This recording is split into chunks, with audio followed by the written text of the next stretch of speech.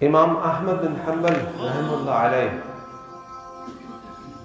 ائمہ اربعہ جو مسلمانوں کے 4 بڑے بڑے مسالک کے امام ہیں ان میں سے چوتھے ہیں۔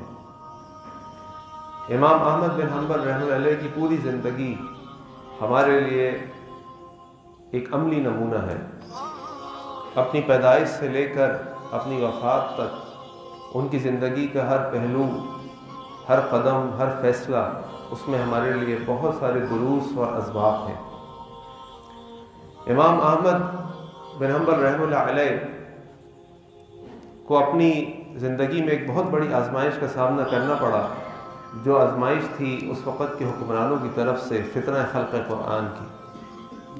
ان کا کہنا یہ تھا، چونکہ معتزلی علماء کے زیر اثر تھے، ان کا کہنا یہ تھا کہ معاذ اللہ قرآن اللہ کی مخلوق ہے۔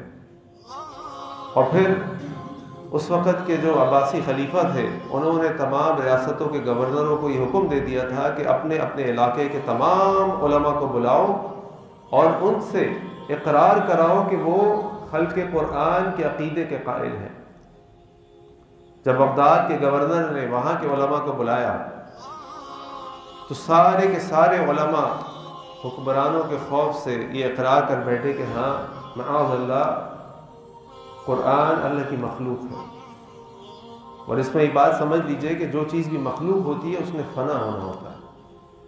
ہمارا عقیدہ یہ ہے، اور اللہ تعالیٰ نے قرآن کریم فرمایا وَكَلَّمَ اللَّهُ مُوسَىٰ، کہ اللہ تعالیٰ نے کلام کیا موسیٰ سے۔ یہ قرآن اللہ تعالیٰ کا یسمع کلام اللہ، یہ قرآن اللہ کا کلام ہے، یہ ابد سے ہے، ازل سے ہے اور ابد تک رہے گا، یہ کبھی ختم نہیں ہوگا۔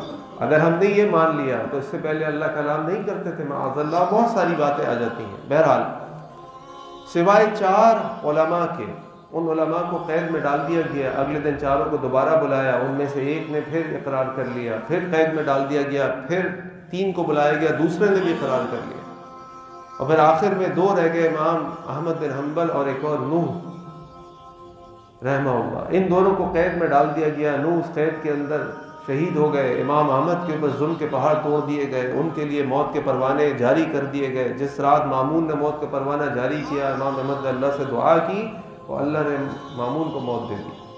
اس کے بعد جو آنے والے تھے معتصم وغیرہ، انہوں نے امام احمد پہ شدید ظلم ڈھائے، ان کو 30 مہینے تک زنجیریں اور بیڑیوں میں باندھ کے قید میں رکھا۔ روز ان کو کوڑے مارے جاتے، روز ان کو کوڑے مارے جاتے۔ اور آپ جانتے ہیں کہ جب یہ حکمران کسی کے در پہ ہو جاتے ہیں تو یہ صرف اس شخص کو نہیں، اس کے اہل و عیال، اس کی معیشت، ہر چیز کو تباہ برباد کرنے کے در پہ ہو جاتے ہیں۔ یہ تکلیفیں اٹھا اٹھا کے جب امام احمد رحمہ اللہ اپنی جگہ عزم کی دیوار بن کے کھڑے رہے تو ایک شخص نے آ کے کہا کہ امام صاحب، آپ نے اللہ کا قرآن میں یہ آیت نہیں پڑھی وَلَا تَقْتُلُوا أَنفُسَكُمْ، اپنے آپ کو قتل نہ کرو، مان لو ان کی بات، کب تک ان کے تشدد ظلم برداشت کرو؟ اور امام احمد نے کہا جاؤ کھڑکی کی طرف دیکھو، باہر کچھ نظر آتا ہے تم کو؟ وہ شخص کھڑکی کی طرف گیا، اس نے باہر جا کے دیکھا تو ہزاروں کا مجمع، طالب علموں کا مجمع، ہاتھ میں کاغذ اور قلم لے کے کھڑے ہیں کہ امام احمد اس فتنہ خلق قرآن کے بارے میں جو کہیں وہ ہم لکھ ڈالیں گے، کیونکہ امام احمد امام اہل السنہ تھے۔ امام احمد کا جیسا جنازہ اسلامی تاریخ میں کبھی نہیں دیکھا گیا، جہاں 7 لاکھ لوگ شریک تھے، زمین کے اوپر، دریا کے اوپر، پہاڑوں کے اوپر، کشتیوں کے اوپر کھڑے ہو کر لوگوں نے نماز جنازہ پڑھی۔